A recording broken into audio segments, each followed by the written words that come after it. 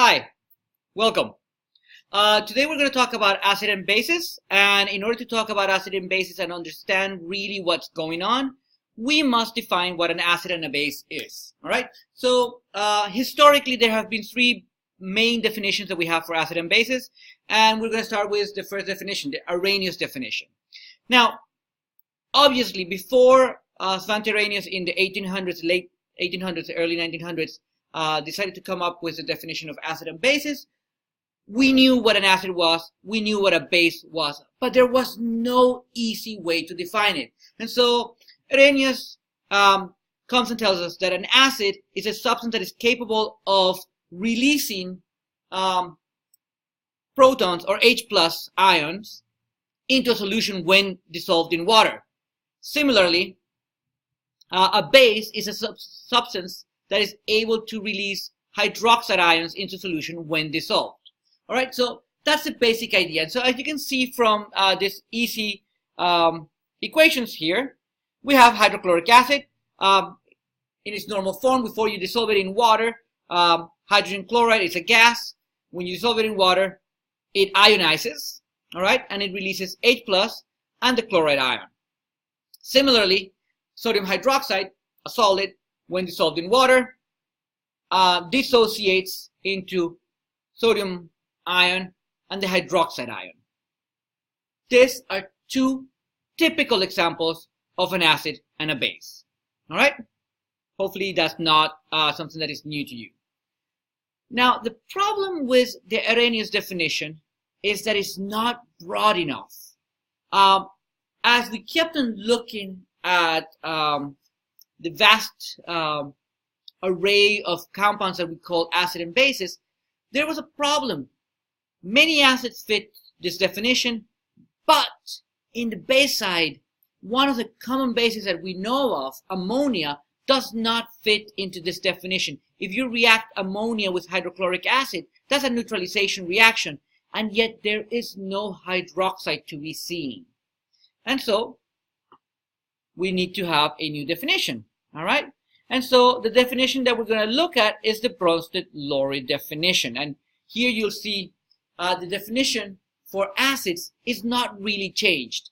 Bronsted-Lowry say, the definition that says, is that acids are proton donors. Any species that can donate, whether it's in solution or not. So this is the only change here, is that they can release H+, all right? And they release H+ by having a heterolytic cleavage of the bond between the non-metal, normally oxygen or chlorine, bromine or anything like that, and the hydrogen. That bond is going to be broken in such way that the electrons remain with the non-metal and the hydrogen leaves without any electrons, basically as a naked proton. All right, and so that's why it's called a proton donor or an H+ donor. All right, so that definition, the acid definition, has not changed significantly. But the base definition changes dramatically. Instead of having hydroxide, we define a base as a proton acceptor. All right, an H+ ion acceptor. All right, in order to do this, the base must have an available pair of electrons, an unshared pair of electrons, in order to make a dative bond to the H+ and therefore create a new covalent bond. All right? So if you can see, so here I just put a quick little reaction. All right? We have our hydrochloric acid already dissolved in water, but when it reacts with water, when it interacts with water, it donates to the water an H+.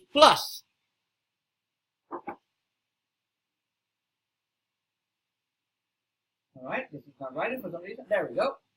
And so it forms what we call the hydronium ion. All right, so the hydronium ion is formed when water gets one H+ from the acid, the hydrochloric acid. All right. In the second equation, we have ammonia, as I told you in the previous, which was one of the problems that we had with the previous definition, and it's reacting with hydrochloric acid. The hydrochloric acid will donate an H+.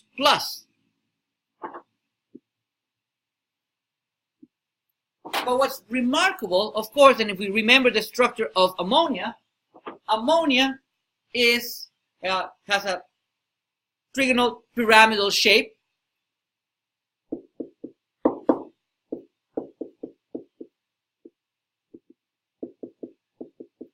And it is that lone pair of electrons, if you want to think about, that attacks, that makes the bond with the H plus in the hydrochloric acid, all right, and forms the ammonium ion. The ammonium ion then is the reactive form. It has accepted an extra H plus. You can see the difference. And of course, this is the neutralization, all right. No longer do we have the hydrochloric acid as a strong acid. In fact, we have made a salt. If we were to actually evaporate the water, we would make ammonium chloride. All right. Now, this is a great improvement on our definitions of acid and base, but it is still not good enough. The more we look at acid behavior, we find out that there are substances that do not have hydrogen, that do not have the ability to donate protons and yet behave as acids. All right? And so what do we do? How do we change this? And so comes our good friend Lewis, all right? And he gives us the Lewis definition of acid and bases. And the Lewis definition of acid and bases is the most broad, the most encompassing, all right? And I'll give you a little drawing of this in just a second. So what Lewis says is an acid is a species that is capable of accepting a pair of electrons. Key word there, all right? We have to be talking about pairs of electrons, not individual electrons, that is oxidation reduction, but pairs of electrons. So an acid must be electron deficient and therefore be able to accept a pair of electrons in order to form a new dative covalent bond. A base, like in the Bronsted-Lowry definition, is going to donate that pair of electrons, all right? So it's an electron pair donor, and therefore must have that unshared pair of electrons that we already saw or we talked about in the Bronsted-Lowry definition, all right? So what's interesting about this is that things that normally we don't consider as acids then can be included as acid. For example, the species aluminum chloride, all right, which we have there, is an electron deficient species. If we remember, aluminum chloride is a covalent species, it's not ionic, all right, and I'm going to draw that out for you, and I'm going to show you that in fact it only has 6 valence electrons around the aluminum.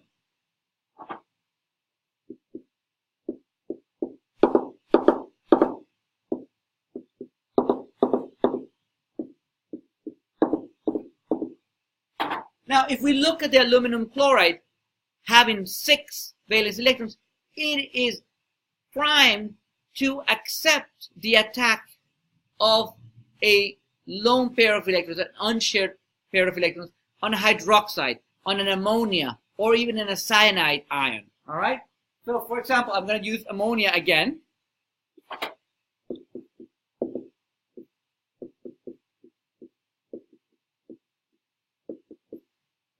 And the lone pair of electrons from ammonia would then attack and bond to the aluminum, forming a dative covalent bond. All right? The resultant compound, in this case, would look like this.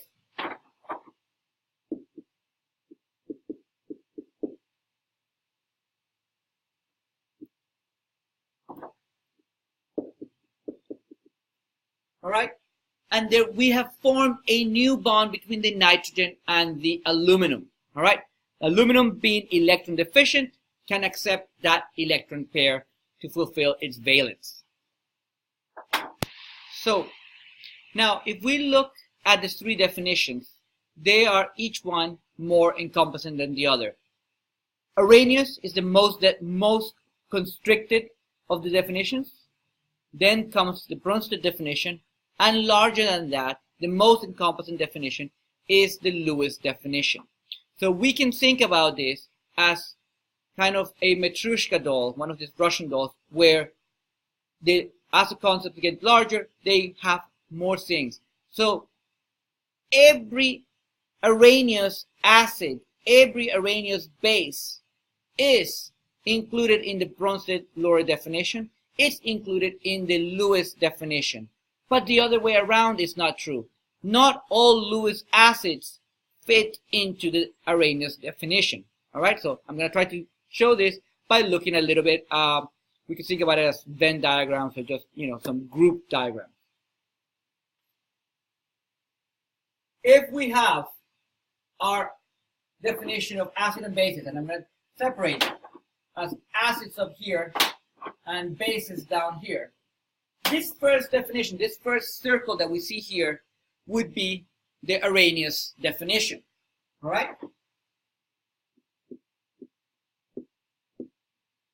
Now, this definition was good, but it just did not include enough bases. And so, we create a new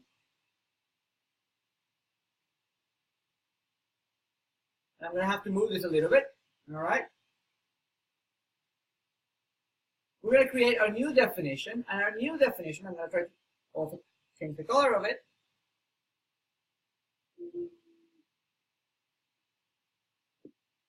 I don't know if that's the same color coding that I used earlier, so I apologize. Is going to be our Bronsted-Lowry definition.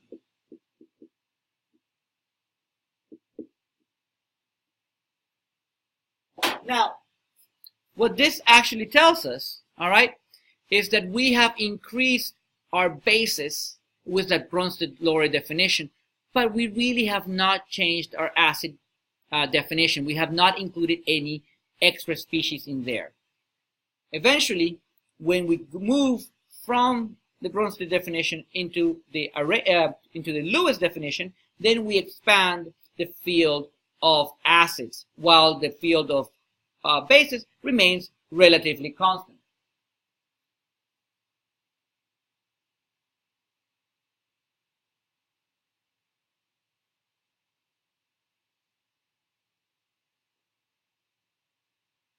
And again, I'm going to change that color.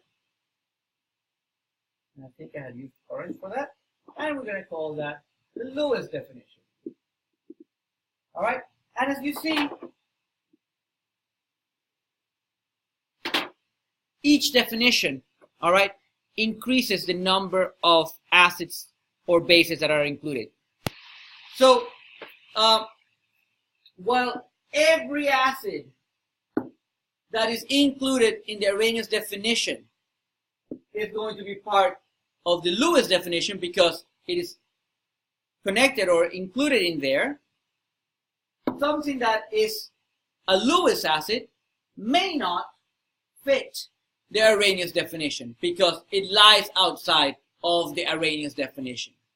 Similarly, all Bronsted and all Arrhenius bases are Lewis and bases, but all right, some Bronsted-Lowry, some Lewis bases may not fit into the Arrhenius definition.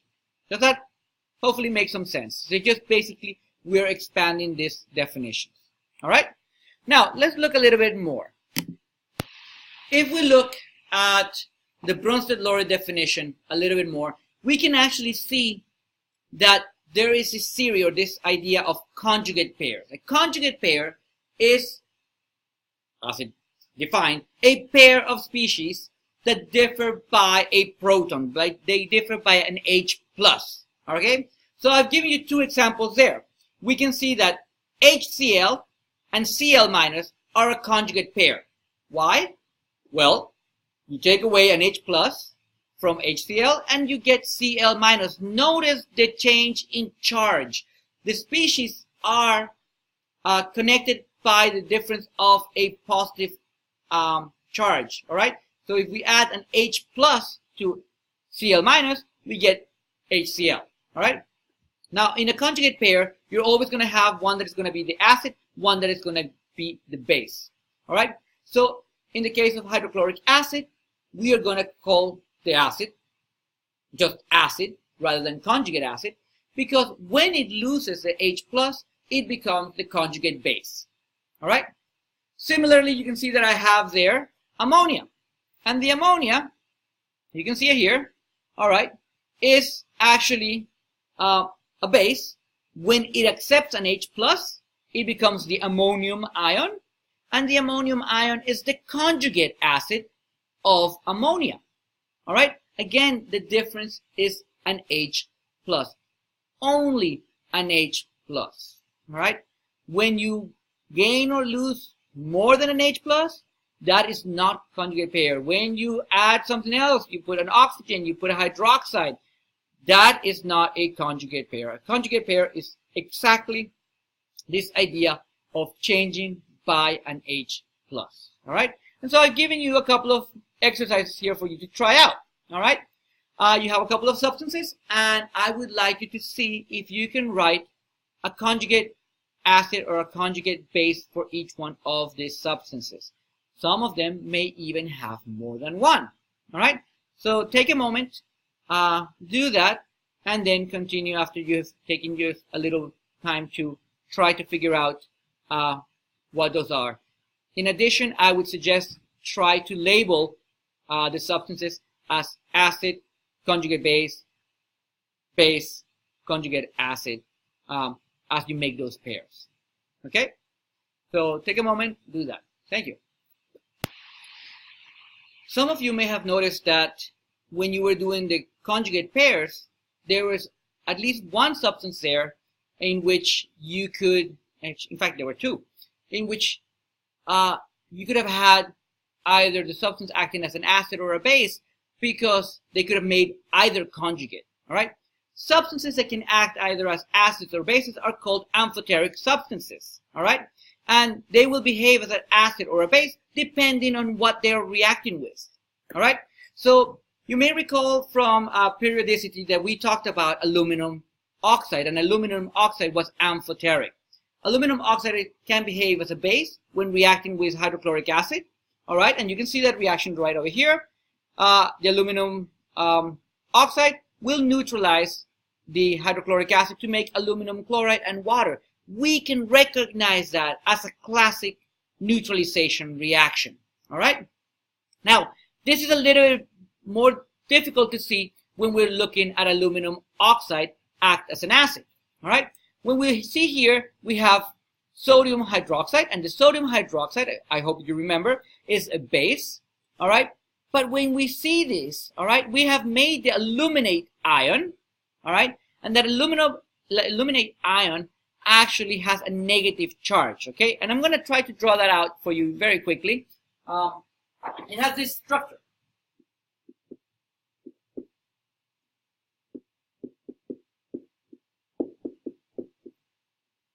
And this tetrahedral structure has a -1 charge, which is why it needs to react, or it needs to be countered by the positive charge in the sodium ion. That complex ion that is formed actually has trapped the hydroxide and stops it from being basic. And so it neutralizes, in effect, that sodium hydroxide. All right? Now, this substance, so aluminum oxide, does not have protons, does not have any hydrogen that can be donated, is not accepting hydrogen. So it is called amphoteric because of that. It can act as an acid and base, but it's acting as an acid and base in the Lewis definition. It is not necessarily involving H+. All right? An amphiprotic substance, instead, all right, is a more narrow definition. It's a more narrow definition of amphoteric. Are substances that can act as an acid or base in the in the Brunstad-Lowry definition, i.e., they are substances that are capable of either donating or accepting a proton. All right. Because of that, because the proton is in there, you can notice the name, amphiprotic. It can do both things with a proton. All right.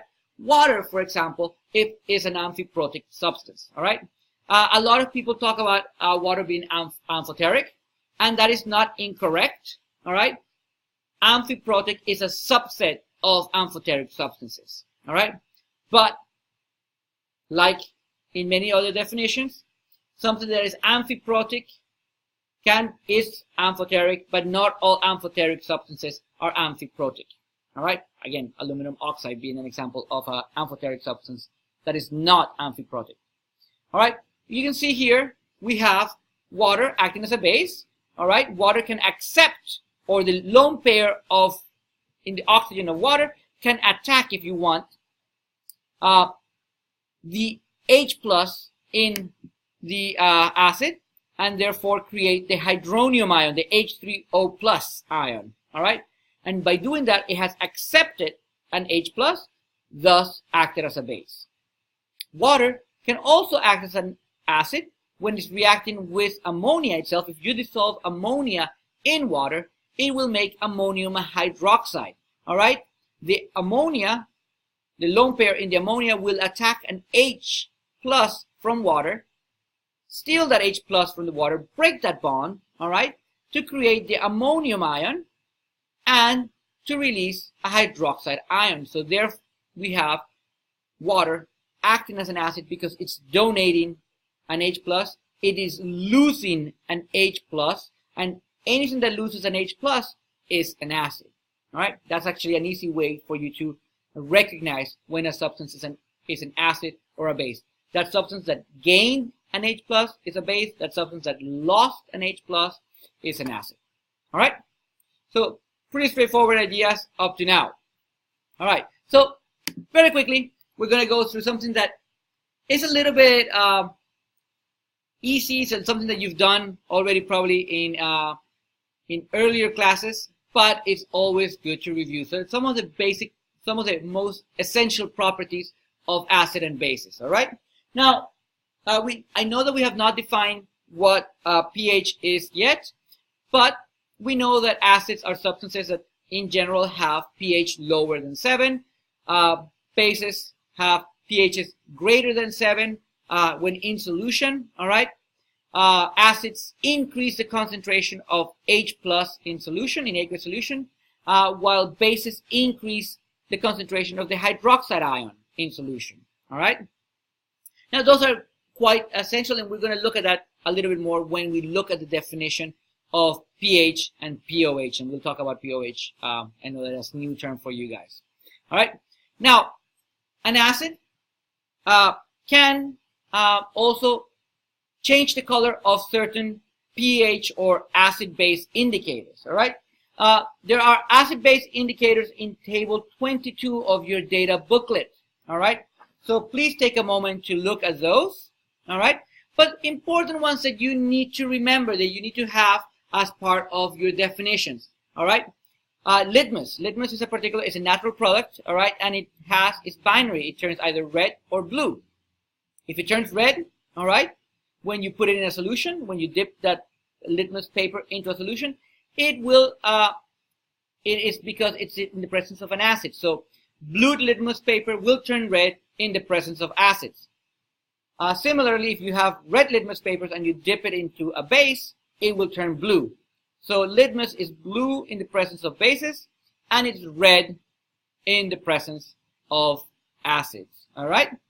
And this is, you may have heard a litmus test or anything like that. This is definitely one of those words that has gone beyond the realm of science when we have a litmus test. It's something that really proves that something is one way or another. All right. You've all seen phenolphthalein. All right. We know that phenolphthalein is colorless in acidic solution, and it turns fuchsia, or this bright pink color, when we have bases. And so again, we know that when we're trying to titrate, we want just that ghost of pink for the phenolphthalein when we get to the end point of our titration. All right. Another important acid-base indicator that you need to know is methyl orange. Methyl orange turns red, okay, like litmus in acid, and it is going to turn yellow or orange in bases. Why do I say orange or yellow? Well, if you have it very, very, very highly basic, it is going to be yellow. But if it's in between, because in the acidic form it's red, as it's turning from being acidic to being yellow, you have red and yellow together, thus orange. Okay? Easy. Pretty straightforward. All right, a couple of other little simple things about acid and bases. If you taste an acid, not that I'm saying that you should taste acids, but like if you know that citric acid is one of the common ones, it's going to have a sour taste. Vinegar has a sour taste. Those are acids. All right. Again, never taste anything in the lab. Bases, on the other hand, have a bitter taste. All right. That's very kind of it's kind of it's a bitter taste. It just kind of makes your face scrunch up differently than that of acids. All right. If you were to touch an acid with your bare hands, and you do this probably if you're tossing a salad and you have vinegar in there, you've felt it. You've done it with lemon juice. It feels watery. It does not feel anything different. Okay. Again, never touch a strong acid with unprotected hands. But if you were to touch it again, it would feel aqueous. All right. Bases instead feel soapy. They feel very slippery. All right. Again, and soap is a base. All right. And so this is actually one of the examples that we have. All right. And it's because of the interaction that it has with the phospholipid bilayer of your skin. So you really do not want to be doing this too much extra. All right. For the strong bases, it really can break down your skin quite quickly. All right. We tend to say that acids are corrosive while bases are caustic. Both of them mean very similar. They are going to actually break down materials. All right. Acids tend to react with metals. All right. And they consume the metals. They dissolve metals. And so they tend to do that. They produce a salt and they release hydrogen. All right. Acids will react with bases to neutralize them, make salt and water. Acids, the other way, bases will neutralize acids to make salt and water as well. It's obviously a neutralization reaction. And bases don't tend to react with metals. All right. So if you put something, it doesn't necessarily mean that it is a base just because it does not react with a metal, but it just says it is not likely to be an acid. Finally, when we were talking about Unit 1, you may recall that we looked at all these types of reactions. Acids react with carbonates, with hydrogen carbonate or bicarbonate, right, to produce water, carbon dioxide, and a salt. All right, while bases, again, do not react with carbonates or hydrogen carbonates. I'll give you one quick example of those reactions of acid so you recall what we were talking about. So give me just a moment, and I will put that up there.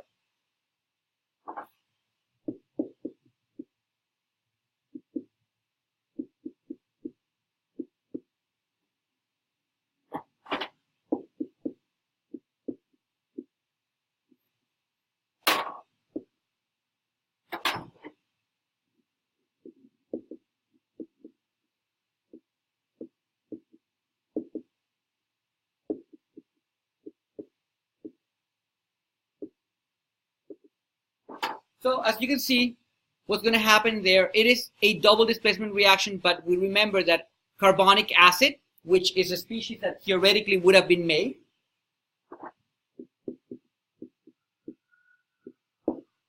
carbonic acid is too unstable. When it's made in this form, it immediately breaks down into carbon dioxide and into water. And so the carbon dioxide, of course, bubbles out. This is going to be effervescent type of reactions. All right. And then we produce a salt. And so because we produce water and a salt, we know that that is also a type of neutralization. All right. The sodium carbonate is acting as a base. All right, what type of base is it? You have to think about it. All right, it is not going to act as an Arrhenius base. It is acting as a Bronsted-Lowry base, as a Lewis base, and normally we just go ahead and talk about it as a Lewis base because it is a proton acceptor. It can accept H+. And how do we know that? Because we can see, all right, we can see that it actually made this species, all right, even though that species decomposes, the carbonate accepted H+. In fact, it accepted 2 H+, all right, in order to neutralize, all right? Cool. So that's basically the quick, easy properties of acid and bases. We're going to go ahead and continue a little bit more, and we're now going to talk about the idea of acid-base strengths. Now, what are the factors that affect acid-base strengths? We will discuss at a later date, all right? But right now, I just want to talk about what is the definition of acid, the strength of an acid or a base, okay? And the strength of an acid and a base depends on the degree of ionization or the degree of dissociation that takes place when the substance is placed in solution, i.e., how much does it break up, all right? You remember when we talked about electrolytes, all right? This is exactly what we were talking about. A strong acid will be basically 100% ionized, all right? A strong base will be close to 100% dissociated. Why do I use different words, ionized versus dissociated? An acid is a covalent compound. It does not contain ions to begin with. So when it dissolves in water, that one of those covalent bonds is going to break heterolytically, creating ions, and that's why it's called ionized. A base, normally a hydroxide base, is an ionic compound, and so the ions are already present, so you're not making any ions, so you're going to have those ions separate from each other when they're dissolved, and that's why we call dissociation. Okay?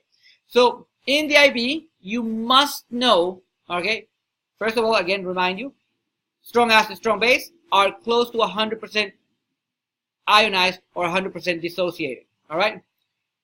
Strong acids in the IB, you need to know your list of strong acids. There are hydrochloric acid, hydrobromic acid, hydroiodic acid, nitric acid, perchloric acid, and sulfuric acid. All right? Perchloric acid it's not as important to remember, but it's actually one of those that is very useful. And sulfuric acid, and only the first H, all right, that falls off is actually strong. So when it actually breaks up into ions, it breaks into H plus and HSO4 minus. I'm going to write that down for you.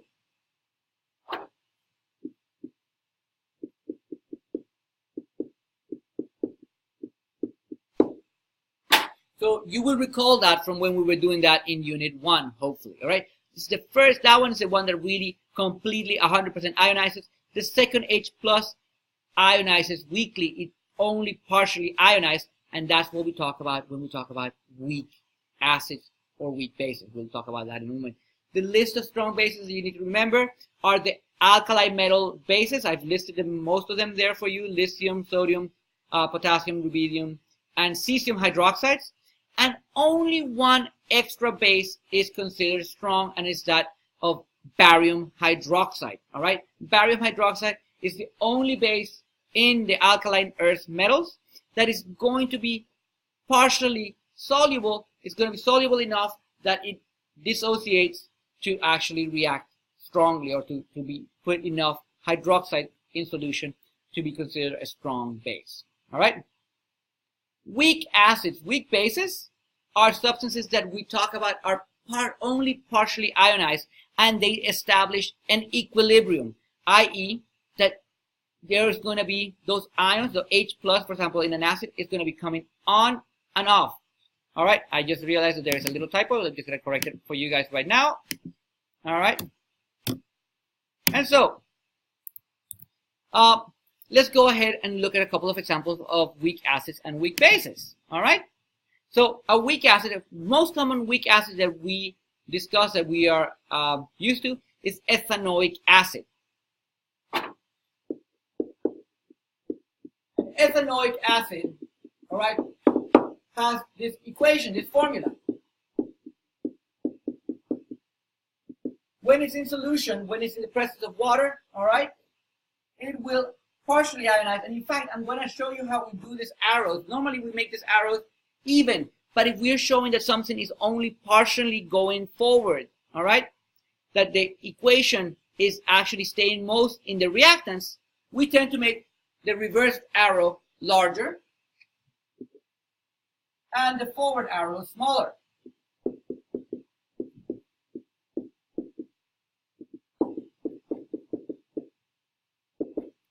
And so what we see here is that ethanoic acid is indeed producing small amounts of the ethanoate and the H plus ions, all right, protons, but this is not going to be close to 100%. In fact, it is going to go much, much more towards the reactants and stay in its unionized form, all right?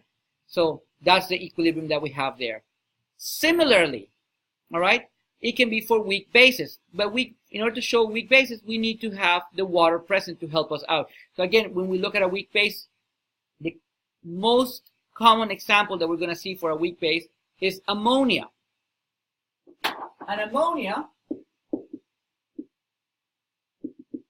is also going to partially ionize water. And so this is how it does it.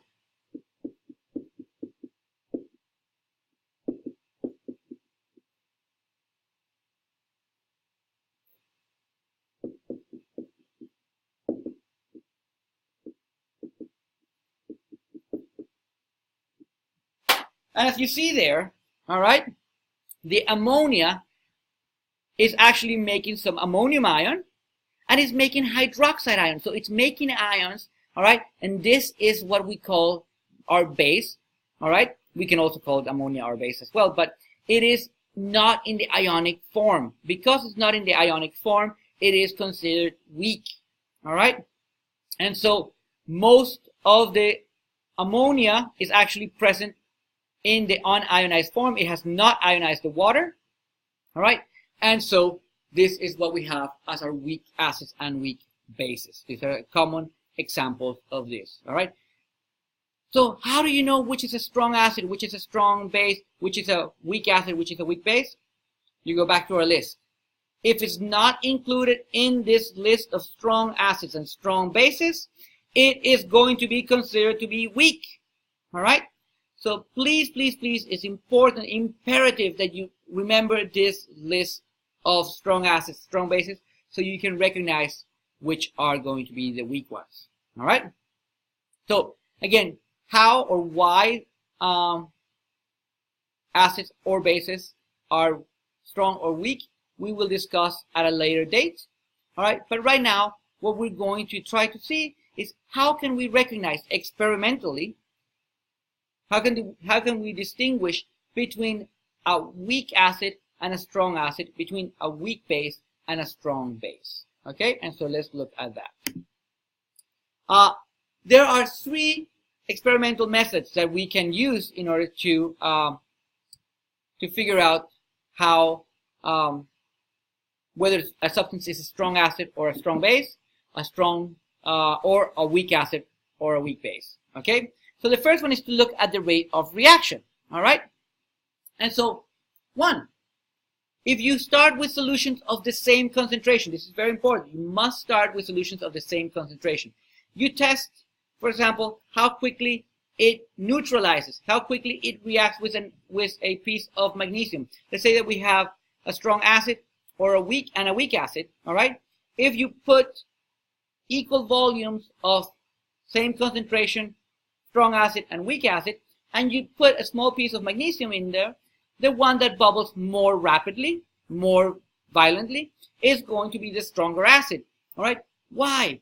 Because the reaction requires the H+. The H+ is actually what's involved in the reaction. It's those ions that are made. Since strong acids produce more of the acid, of the ions, they will react quicker because higher concentration. We know the relationship between rate of reaction and the concentration. The greater the concentration of the ion that is being produced, the faster the reaction will take place. All right? So pretty straightforward.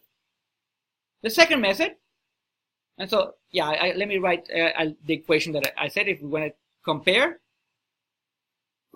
Again, we can have hydrochloric acid and magnesium, and it's going to make magnesium chloride.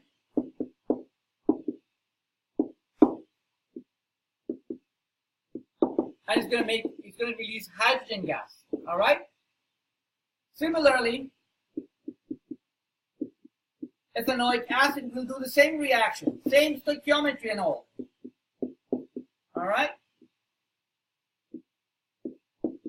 But it is going to be much, much slower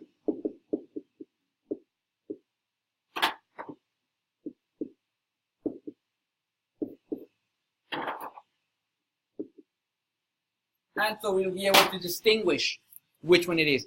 The magnesium will be consumed quicker in the hydrochloric acid.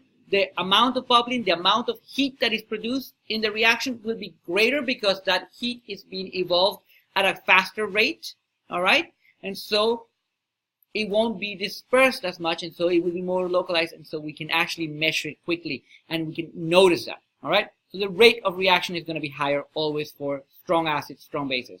All right, you can do other reactions with bases as well to see whether they would be as fast, and again, whichever one is faster is going to be the stronger one.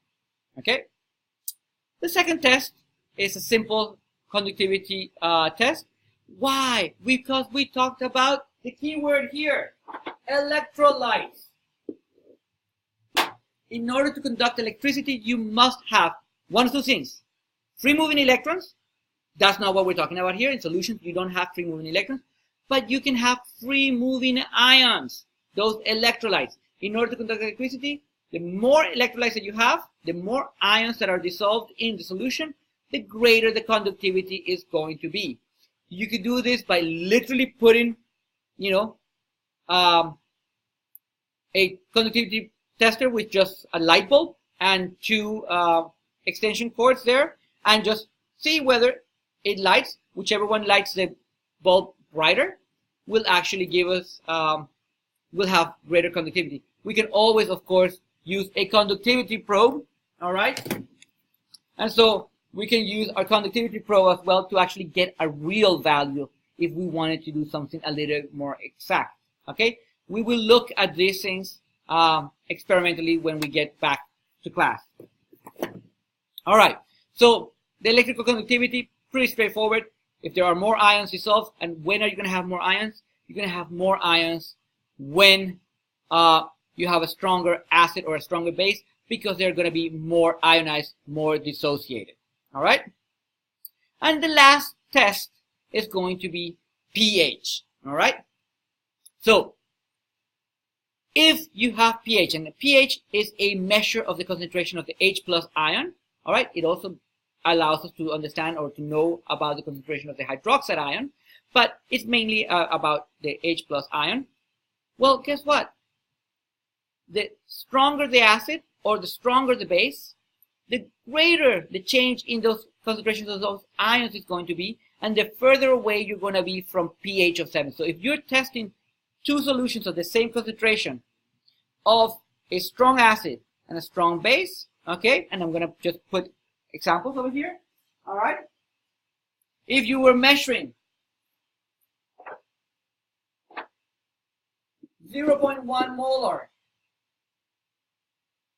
hydrochloric acid versus 0.1 molar ethanoic acid, all right, you would find that the pH for the hydrochloric acid, all right, would be about 1 pH unit, while the pH for the ethanoic acid would be about 3 pH units. So whichever value is closest towards 7, that is going to be the weaker acid or the weaker base. The one that is further away from neutral, the one that is further away from 7, will be the stronger one. The similar idea if you were dealing with bases. All right? For bases, 0.1 molar sodium hydroxide, all right, is going to have a pH of about 13, while a 0.1 molar solution of ammonia is going to have a pH of about 10 or 11. All right? So you can see the big difference that same concentrations of weak or strong acids will have in their pHs. Okay? And so that leads us to the last little thing that I want to talk today about, which is going to be what is the concept of pH, what is the concept of base. You can definitely, again, remember to pause, take some breaks, all right? All right, and so pH and pOH. pH is a measure of how acidic or how basic a solution is, all right? Now, how do we do this? How does this all come about? Well, let's understand a little bit about water. Pure water undergoes something that is called the auto-ionization. Auto-ionization, it means that it will break apart. It will actually have heterolytic fission, heterolytic cleavage to break and make H plus and OH minus, to make the hydrogen ion and to make the hydroxide ion. Okay? And so this process is constantly taking place in water. It's, because it's bond breaking, what type of process is going to be? It's going to be an endothermic process. All right? And as you see here, I have my water, and I wrote this earlier, so this doesn't really quite give it justice. It should be an equilibrium set of arrows, all right? And the equilibrium arrows are going to lie greatly towards the unionized water. Water does not create very large quantities of these ions, but at 25 degrees Celsius, at 298 Kelvin, all right, water actually produces about 1 times 10 to the negative 7 molar of H plus. Now, because for every water that breaks down, 1 H plus is made, also 1 OH minus is made. There are equal amounts. This is for pure water. So the OH minus concentration would also be 1 times 10 to the negative 7. So notice, okay, that in pure water, the amount of H plus and the amount of OH minus is always equal. When we dissolve an acid or a base into that, we throw that balance off.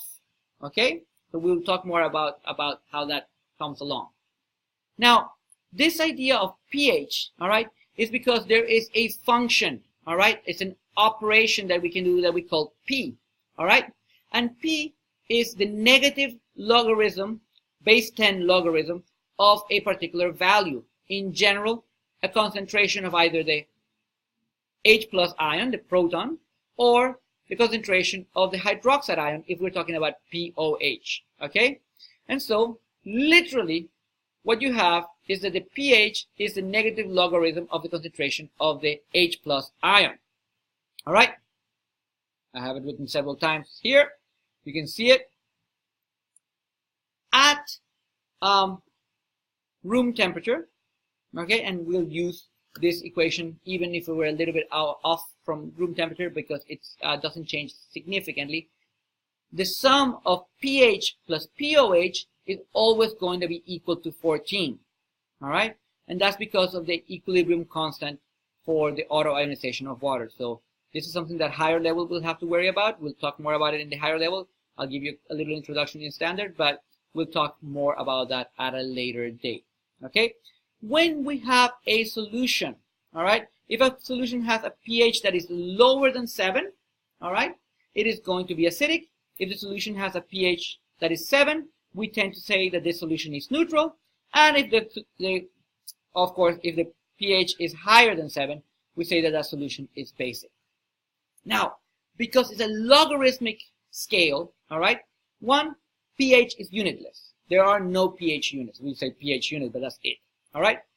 2, it's base 10. So if we change the pH by 1 pH unit, all right, it means that we have either we have changed it by a tenfold increase or decrease. So if I move my concentration, all right, and this is the key thing, all right, if I change my concentration, my pH from something like 7 to 6, all right, I actually have 10 times more hydrogen ion in the 6 pH solution than I had in my 7 pH solution.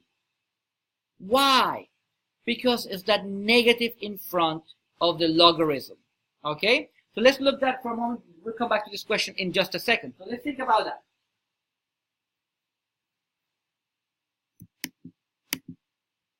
If you have a concentration, all right, of H plus, that is 1.00 times 10 to the negative 7 molar, all right, pH is equal to the negative logarithm of that concentration.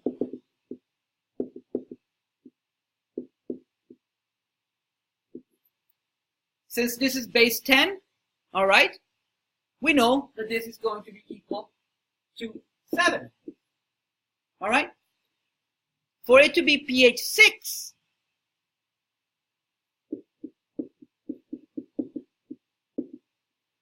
it means that the concentration had to be 1 times 10 to the negative 6, all right, which is 10 times higher, all right, than 10 to the negative 7. Remember, again, this is the one thing that always gets us when we have those negative exponents, all right? The reason why we have the negative in front of the logarithm is to get rid of that negative exponent, so it's a little bit easier to discuss, to talk about. But it also kind of makes this idea, as the concentration goes up, the pH is actually going down, all right?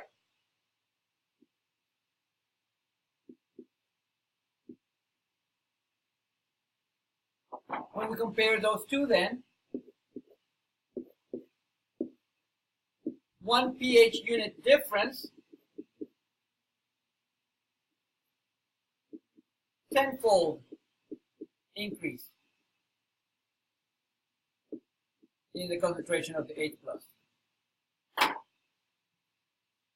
So I think that that's actually quite a remarkable thing, all right, to take into consideration, all right? So try, if you can, this little question. If, all right, the pH, we have two solutions of pH 2.34 and one with concentration, pH of 5.34, what is going to be the ratio of those two solutions, all right?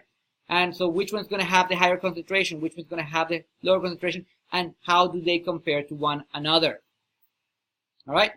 And now to close, just a quick little demonstration or showing you a little bit of what are the pHs of different substances that we are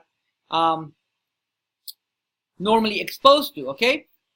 Our pure water is a pH 7, all right? And one of the things that we always think incorrectly is that milk is basic. Milk is not basic. Milk is slightly acidic, right? So why do we use it as an antacid? If you have heartburn, you say, oh, drink some milk because for your acidity. Because it is so much less acidic than your stomach, all right?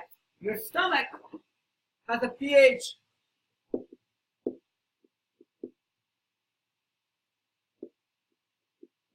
of about 1. All right? And so it's very, very highly acidic.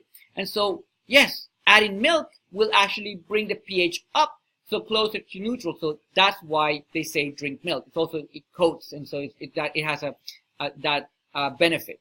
All right? Vinegar has a pH of around 3. Orange juice is somewhere between 3 and 4. Normal clean rain has a pH of about 5.7, 5.8. All right? If it's below 5.65, it is considered acid rain. All right? But all natural rain is slightly acidic. All right? Any ideas why? Jot them down. Think about why you think that all natural rain is slightly acidic. All right? Finally, the last one that I really want to touch upon is our blood. All right? our blood has a natural buffer system. A buffer system is a solution or a combination of substances that will keep the pH from changing significantly. Our blood is buffered at 7.35 pH units. All right. If we stray too far from that 7.35, we actually die. All right. So this is actually what the dangers of something that is called acidosis. And so we want to really keep our blood very close to neutral. All right. The only other kind of common substance that we have that is basic is going to be ammonia, which is a cleaning product that we can use at home. Same things like oven cleaner or the drain cleaners are going to be also basic, and they're going to be around 13 or 14 in their pH. So very, very basic. All right. So that brings my conversation to an end. So you can try to do this little problems over here. If you don't get to those, it's not a problem. We'll talk more about them when we have our class. All right. Thank you very much. And I shall see you next week. All right. Great. Thank you.